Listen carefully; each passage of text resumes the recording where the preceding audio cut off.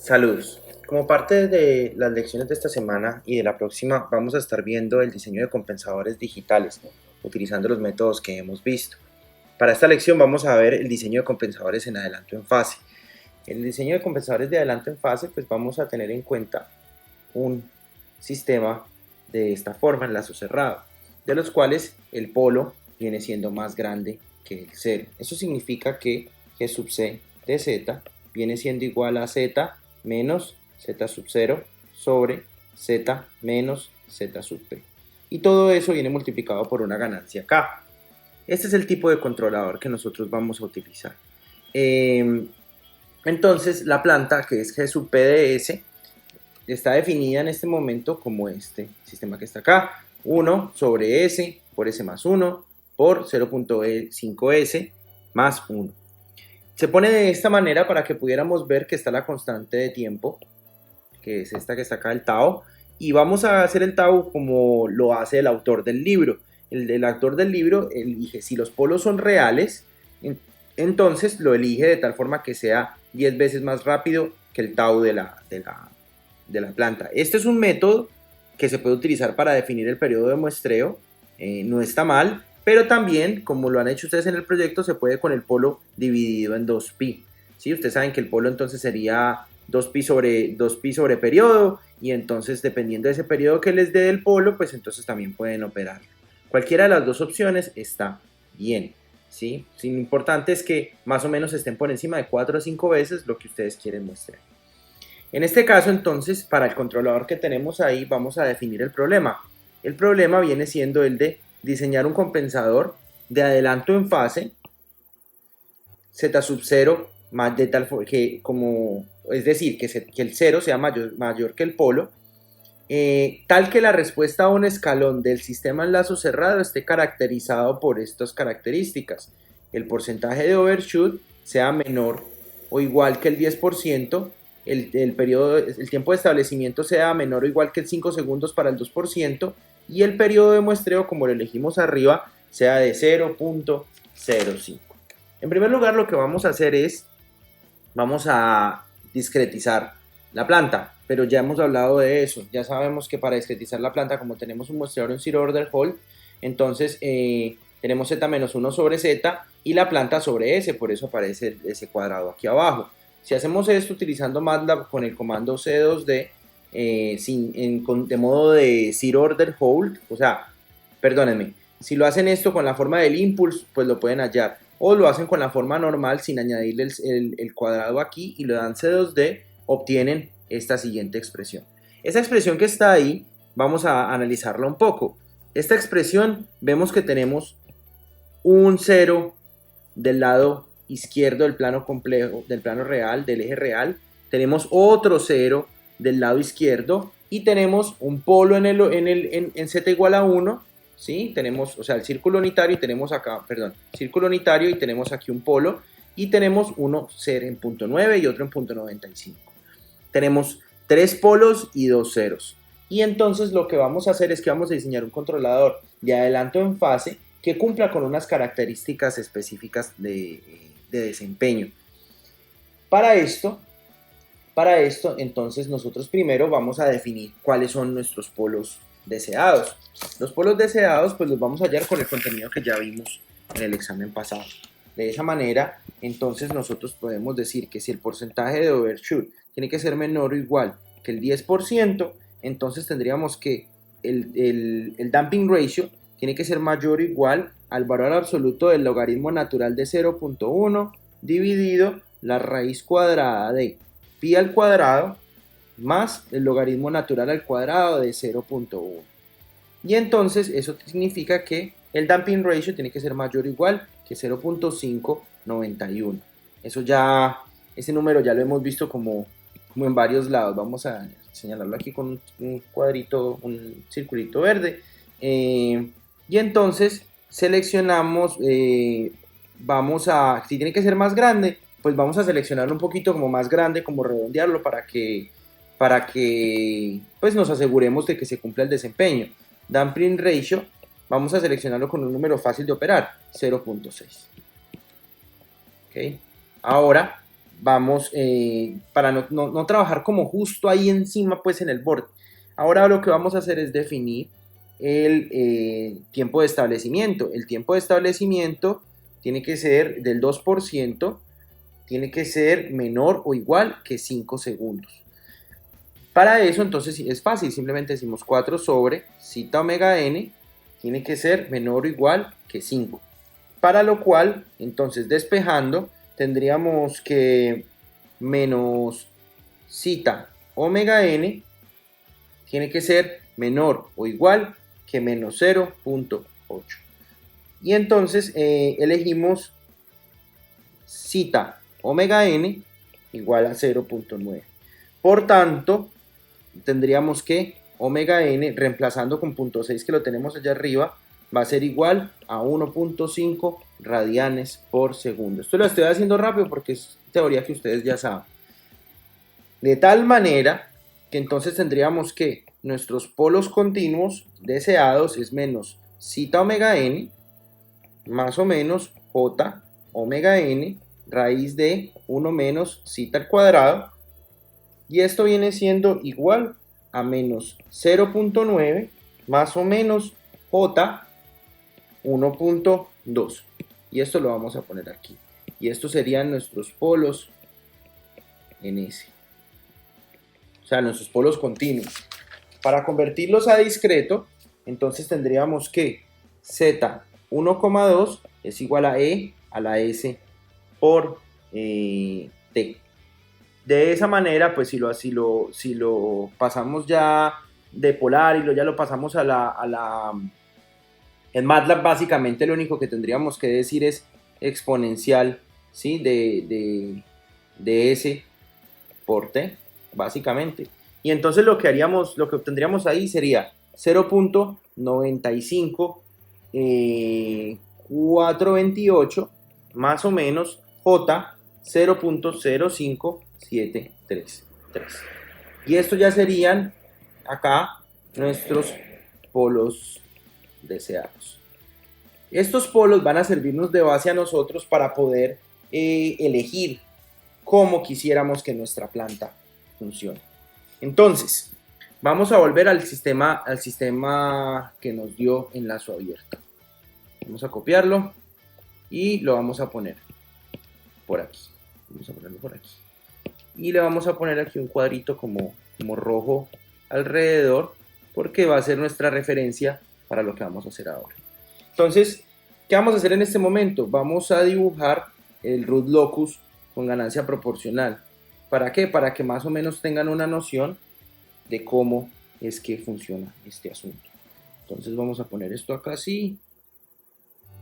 Acá lo ponemos, esto es la parte real de Z, y esta es la parte imaginaria de Z, y vamos a colocar el círculo unitario por alguna de esta parte. Perdónenme por aquí, vamos a ponerlo así. Ok, vamos a poner nuestro círculo unitario por acá, yo creo que estaría como bien. Y entonces necesitamos ubicar nuestros polos. Vamos a empezar. Vamos a poner un polo en el origen. Vamos a poner los polos en rojo y los ceros los vamos a poner en azul. Un polo en el origen, entonces un polo por acá. Otro polo en punto 90, 48. Vamos a, por ser como exagerados, vamos a ponerle el otro polo en 90, 48. Vamos a ponerlo de derecha a izquierda. Entonces vamos a poner el de 95.12. Entonces, punto 95.12, entonces lo vamos a poner, digamos, aquí. Y el punto 90.48, digamos que lo vamos a poner aquí. No está exactamente a escala, como pueden ver, pero es para que ustedes tengan una noción de cómo funciona el root locus. Y entonces los ceros los vamos a poner donde es. Punto 25.8 lo vamos a poner acá adentro, es un 0. Y 3.5954, pues esa cosa está como por allá lejos, entonces pongámosle como unas rayitas como que está lejos, y vamos a poner un 0 aquí, ¿sí? Vamos a escribir los números de cada uno. Este es 0.35954, este de aquí es 0.2580, ¿sí? Este de aquí es 1, este de aquí es 0.9048 y este es 0.9512. 0.9512.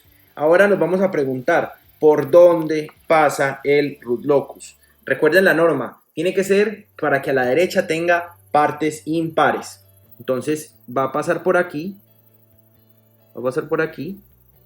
ya lo hemos definido, y sería 1, aquí queda. Aquí queda, sería 1, entonces quedaría acá. Acá no va a quedar porque tenemos 1 y 2, no queda porque tiene que ser partes impares. Aquí sí va a quedar, entonces significa que aquí vamos a tener otro root locus pasando por acá. Acá en esta parte de aquí tiene 1, 2, 3, 4, por acá no va a pasar. Y finalmente, por acá por esta parte, tiene que pasar porque tendría 5 elementos. Entonces, por acá le pondríamos como un verdecito señalando. El root locus va a ir desde los polos hacia los ceros. Entonces aquí este es fácil, este lo vamos a ver señalándose hacia acá. Y entonces tendríamos que salir desde esta parte y llegar a esta parte. Entonces esto es fácil, simplemente vamos a colocar los polos, ya les voy a explicar el motivo de hacer esto que voy a hacer. Vamos a poner como algo así y se va. Vamos a ponerlo así y se va. Y ahora los polos vuelven y aparecen por acá. Y rompen por aquí. ¿Por qué? ¿Por qué se hace esto? ¿Por qué se hace esta curvita? Resulta que en el root locus los polos repelen al root locus. Por tanto, si yo pongo un polo aquí, acuérdense que los polos van el root locus va de los polos hacia los ceros, significa que está atraído hacia los ceros y está repelido por los polos. Significa que si yo tengo este polito aquí, fíjense que él como que va a hacer como un efecto como empujándolo allá. Hagan de cuenta que es como con imanes. Si ustedes le pusieran un imán aquí, él va a repeler esto para aquí porque están trabajando con polos iguales. Si estuvieran polos diferentes, en este caso el polo y el cero, pues va a generar atracción hacia acá. Como campos, más o menos, para que lo vean de esa manera. Aquí vamos a poner una flechita y aquí vamos a ponerle otra flechita también. De que esto entra y que se dirige hacia acá. Entonces, esto que está acá, vamos a llamarlo exclusivamente trabajando con un controlador proporcional. ¿Por qué? Porque lo único que estamos haciendo es utilizando los polos y ceros que ya hay y estamos aumentando una ganancia. Con esa ganancia, entonces nosotros al aumentar la ganancia estamos recorriendo el root locus por acá y aparecemos por acá. Si se fijan, entonces hay una parte de la ganancia que se sale del círculo unitario y ya cuando llegan por aquí, pues nuestro sistema se torna inestable. Ahora, vamos a ir a algo más interesante. Entonces ahora, si queremos añadir nuestro controlador, entonces nosotros vamos a definir una condición. Y esta condición que vamos a utilizar es la condición angular. La condición angular también se cumple para el root locus continuo. La condición angular lo que quiere decir es que la sumatoria de todos los ángulos de los ceros menos la sumatoria de todos los ángulos de los polos tiene que ser igual a más o menos 180 grados por una K, donde K tiene que ser igual a 0, 1, 2, 3, así sucesivamente. Significa que cuando nosotros queremos que un polo pase por el root locus, entonces esta condición se tiene que cumplir. Esto es un criterio que es necesario para que el root locus pase por el polo deseado. Siempre que ustedes, por ejemplo, en este root locus, ustedes cogen y tienen unos polos aquí y tienen otro polo acá, que realmente son 3 polos que ustedes van a tener. Y si ustedes a esos 3 polos de lazo cerrado, ustedes les hacen las condiciones angulares, ustedes van a darse cuenta que tiene que cumplirse. Tiene que pasar, tiene que cumplirse la condición angular en todo momento. ¿Y cuáles son esos ángulos? ¿A qué nos referimos con los ángulos? Nosotros, pues, supongamos, tenemos z menos z1 sobre z menos z2. Tenemos z menos z3. ¿Sí? Vamos a suponer que nosotros tenemos esto aquí. pues entonces supongamos que, vamos a poner aquí como un eje, que está de esta manera, vamos a ponerlo acá, vamos a suponer que nosotros tenemos acá un polo determinado de lazo cerrado, pues nosotros entonces acá tendríamos, digamos, a Z1, acá tendríamos a Z2 y acá tendríamos, digamos, a Z3. Y entonces para cada uno nosotros tendríamos un ángulo asociado. Este aquí sería θ1, vamos a hacer un zoom. Este de aquí sería θ2 y este de aquí sería θ3. Y de esa manera, quiere decir que la sumatoria de esos tres ángulos, tiene que ser 180 para que se cumpla que el root locus pase por ahí. Si no pasa por ahí, entonces da otra cosa. Y eso es lo que nosotros vamos a utilizar como criterio de diseño. Otra forma de decirlo es que el ángulo de G sub C de Z sub A por G sub P de Z sub A tiene que ser igual a más o menos 180 grados por K. ¿Sí? Suponiendo que esto que estamos hablando aquí es Z sub A. Si ustedes tienen polos complejos conjugados, pues tienen que hacer la operación para ambos polos complejos conjugados. ¿Sí? Eso es bien importante ese pedazo. Entonces vamos a empezar con esto. Entonces, vamos a determinar la condición angular. Y tenemos que recordar cuál es el polo que nosotros queremos. Entonces, si por ejemplo en este caso nosotros vamos a revisar qué condición angular se cumple para uno de los dos polos conjugados. Entonces, para uno de los dos polos conjugados sería entonces esto más, y entonces sería Z1. Esto lo podemos llamar así. Por tanto, les voy a mostrar lo que vamos a hacer. Vamos a utilizar acá un diagrama que nos va a servir de guía a todos nosotros. Ponemos acá un eje y entonces vamos a dibujar los polos que pusimos ahorita. Vamos a poner primero, traigámonos otra vez esto que nos sirve. Esto es bueno, esto es útil. Esto que está acá, no lo podemos traer. Vamos a colocarlo por acá encimita como a modo de recordatorio. Y entonces vamos a poner, en primer lugar, vamos a poner el polo en z igual a 1. Vamos a escribirlo acá. Z igual a 1. Segundo, vamos a poner el polo en 9512. Entonces, z igual a 0.9512. Tercero, vamos a poner el polo en 9048. Z igual a 0.9048. Ya tenemos los tres polos.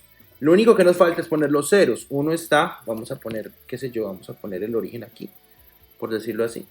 Y vamos a colocar un 0 en 0.258. Entonces vamos a ponerlo aquí. 0.258. Y vamos a poner las rayitas de separación y vamos a poner aquí otro 0. El 0 va a quedar en 3.5954. 3.5954.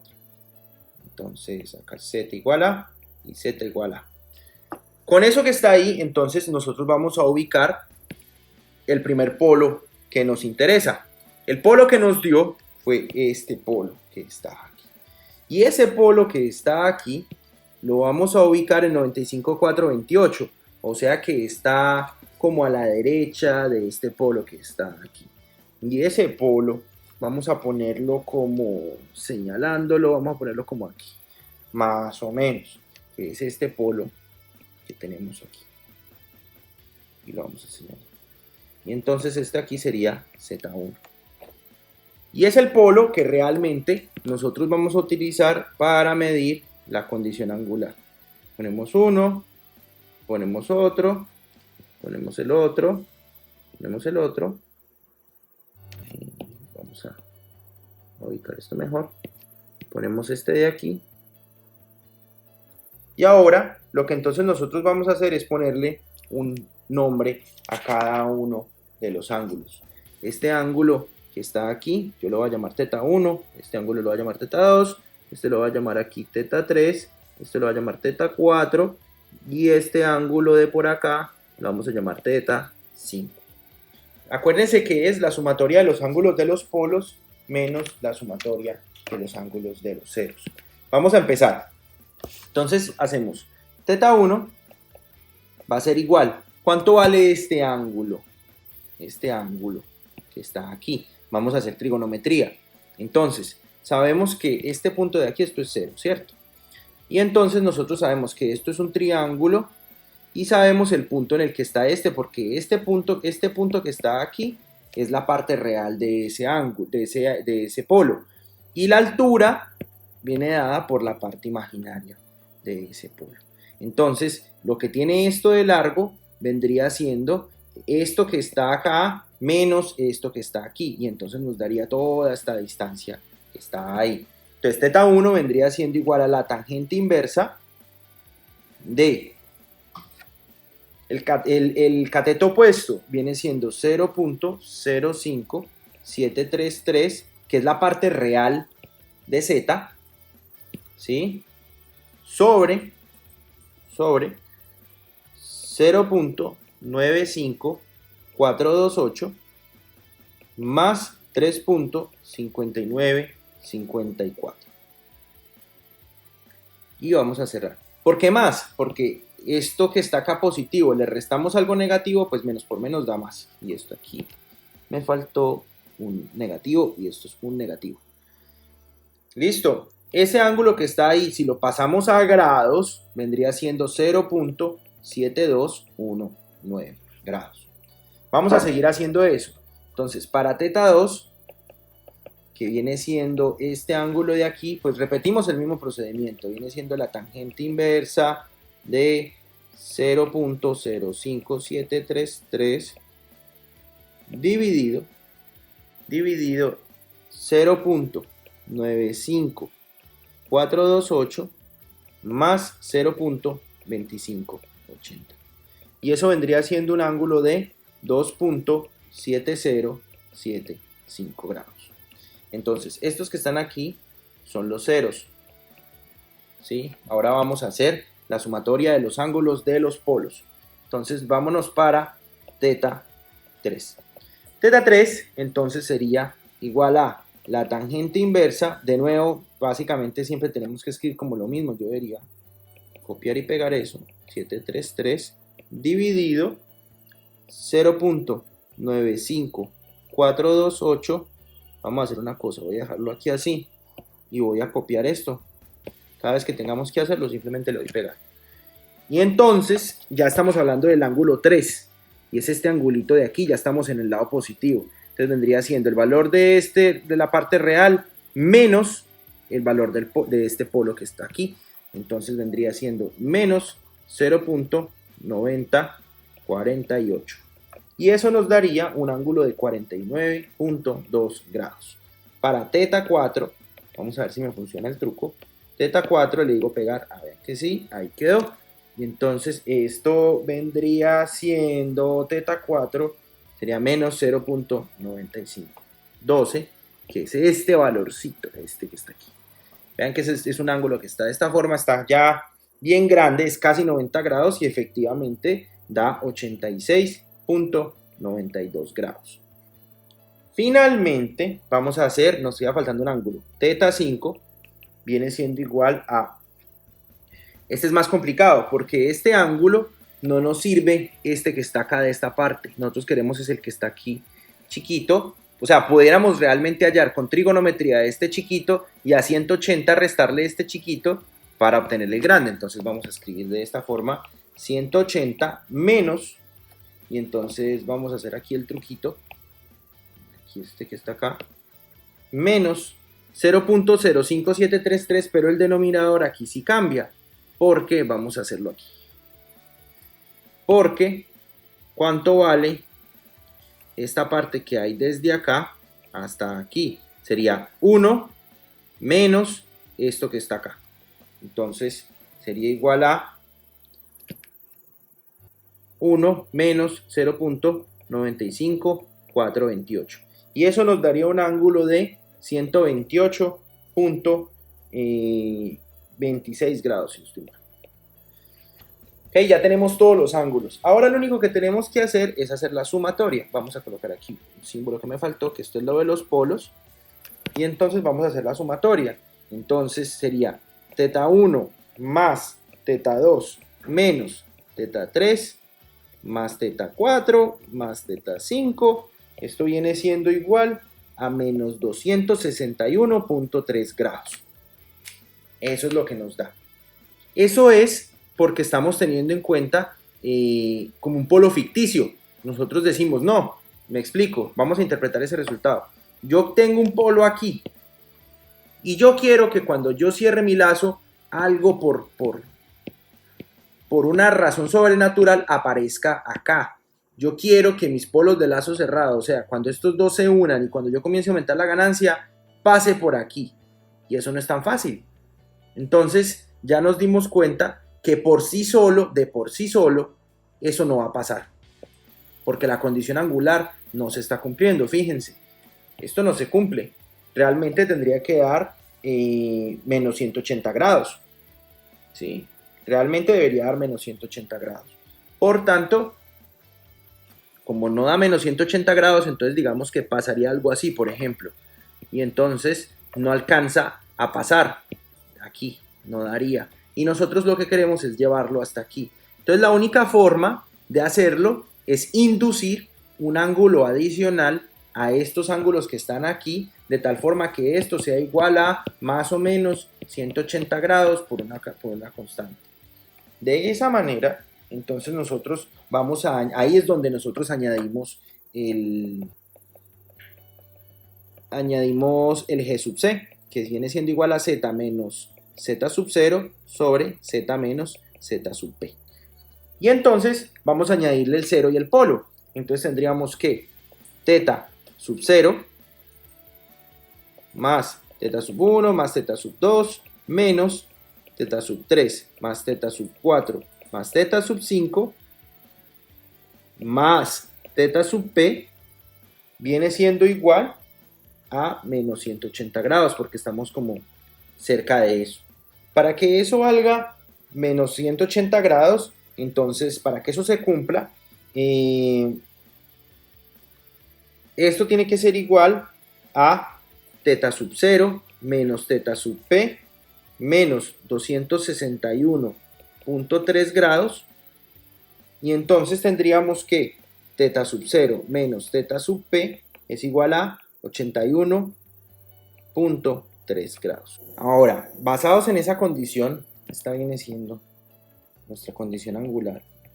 Esa condición angular ya ahora sí nos dice que la suma del ángulo del cero más el ángulo inducido por el polo sobre el polo deseado tiene que dar esto. Y si ellos dan ese aporte, por tanto daría menos 180 y cumpliríamos con el hecho de que esto pasa exactamente por acá, en el punto que nosotros queremos. Para eso es que estamos haciendo todo este cuento. Ahora entonces vamos a mirar la contribución angular del compensador. Para ver la condición angular del compensador vamos a hacer el siguiente diagrama. En este diagrama entonces nosotros veremos que tenemos que el ángulo θ sub p es mucho más pequeño, debe ser más pequeño, menor que el ángulo de θ sub 0 para que esta condición se pueda cumplir. Entonces, como nosotros tenemos que estar ahí y este ángulo vale 0.95428, ¿sí? Nosotros primero tenemos que ver qué ángulo queremos 81.3 grados. Por tanto, si cogemos esto, digamos acá cerquita, nos da más o menos cercano a 90 grados y por tanto este de aquí lo elegimos lejos para que nos dé aproximadamente 9 grados, por decirlo así, para que 90 menos 9 nos dé el 81. Entonces, si queremos hacer eso, por tanto, vamos a elegir el valor del 0 primero. Entonces vamos a decir que θ sub 0 viene, perdón, si queremos hacer que ese valor sea así, entonces este 0, tiene que estar cerca de la parte real de esto. Por tanto, lo elegimos como 0, z sub 0 igual a 0.94. ¿Por qué? Porque esto es 9,5 y pico. Esto es, vamos a ver, esto es 95428. Sí, este es 95428. Vamos a, hagámoslo de una vez, nos lo llevamos, lo copiamos y lo vamos a poner aquí de nuevo, para que nos quede claro, para que lo puedan comprender bien. Entonces, como lo elegimos un poquitico a la izquierda, pues nos va a dar un ángulo bien amplio. Entonces acá, ahora hacemos bajo el supuesto de que z sub 0 es 0.94, decimos que θ sub 0 es igual a la tangente inversa de 0.05733 dividido, igual que en el otro proceso, 0.95428 menos 0.94. Ese ángulo que está ahí nos dio 76.1. Recordemos que θ sub 0 menos θ sub p tiene que ser igual a 81.3 grados. Como tiene que ser igual a 81.3 grados, significa que si esto es 76.1 aquí, esto aquí tendría que ser negativo. Entonces, θ sub p sería menor que 0. Y esto no nos sirve, tiene que ser positivo. ¿Sí? Ya estaría como haciendo algo que no es realizable según las condiciones que nosotros hemos elegido. Por tanto, entonces ahora vamos a elegirnos un poquito hacia la derecha para hacer ese ángulo un poquito más pequeño. Entonces elegimos z sub 0 igual a 0.94. De esa manera, entonces nosotros tendríamos de la misma cosa, vamos a repetir esto. Copiar, duplicar. Y nos lo vamos a traer por aquí. Y vamos a eliminar este 4 por un 5. Y esto sería igual a 85.73 grados. Si esto es igual a 85.73 grados, ya nos dio positivo y ahora esto va a ser positivo. Entonces vamos a poner que θ sub p es mayor que 0 y ahora que sí nos funciona. Y ahora fácil, θ sub p viene siendo igual a la resta, 85.73 grados menos 81.3 grados va a ser igual a 4.43 grados. Ahora, ¿cómo nosotros entonces sacaríamos el valor del polo? Escribiríamos que θ sub p viene siendo igual a la tangente inversa de 0.05733 sobre 0.95428 menos el valor del polo, que es z sub p. ¿Sí? Si despejamos eso, entonces tendríamos que z sub p viene siendo igual a 0.95428 menos 0.05733 dividido la tangente de 4.43 grados, que es lo que nos dio esto. Simplemente estamos despejando, no estamos haciendo nada más. Y eso es igual a 0.214. Vean que ya tenemos nuestro nuestro polo, y además de eso tenemos nuestro 0. Significa que ahora pudiéramos decir que G sub C es igual a una constante K por Z menos 0.95. Perdóname que yo lo señalé y este no es. Este de aquí, este es el que está mal. Ahora sí, ya lo podemos señalar. Entonces, Z menos 0.95 dividido Z menos 0.214. Ya con esto tenemos casi nuestro controlador. Ahora lo que necesitamos, ya sabemos que esos polos van a cumplir esta condición angular. Ya sabemos que esto se va a cumplir, que va a pasar por ahí. Pero entonces ahora necesitamos qué ganancia se tiene que usar para que pase por ahí. Ahora está la otra condición. Vamos a escribir aquí que esta es la condición de ganancia. La condición de ganancia es una un poquito más simple.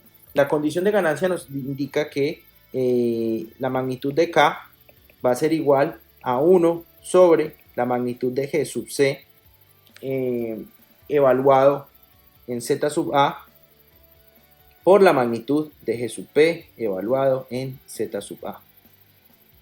¿Sí? En términos generales, esto sería 1 sobre, vamos a ponerlo un poquito más grande, donde K vendría siendo igual a 1 sobre, vamos a poner una cosa acá grande, la magnitud de Z menos, no lo vamos a escribir, vamos a escribirlo aquí así. Copiar, vamos a eliminar y vamos a poner esto que está aquí. Obviamente, esto es sin el Z, sin el K, perdón, porque pues no lo hemos averiguado, ¿no? Y esto es por la magnitud, y ahora vámonos hasta por acá arriba, que lo que queremos es esta que está aquí. Esta es la magnitud de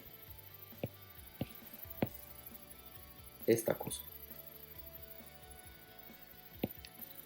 Y vamos a cerrarlo aquí como magnitud. Y todo esto vamos a evaluarlo en Z igual a 0.95428 más, da lo mismo si hacen con más o con menos, al final da el mismo valor, J por 0.05733. Y al evaluar eso, entonces nos da que K viene siendo igual, permítanme, a 18.5768. Por tanto, G sub C es igual a esta cosa por esta cosa.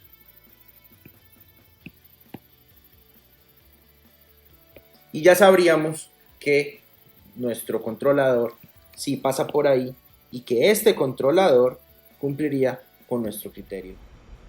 Vamos a demostrar esto, lo que acabamos de trabajar rápidamente. No me voy a demorar mucho.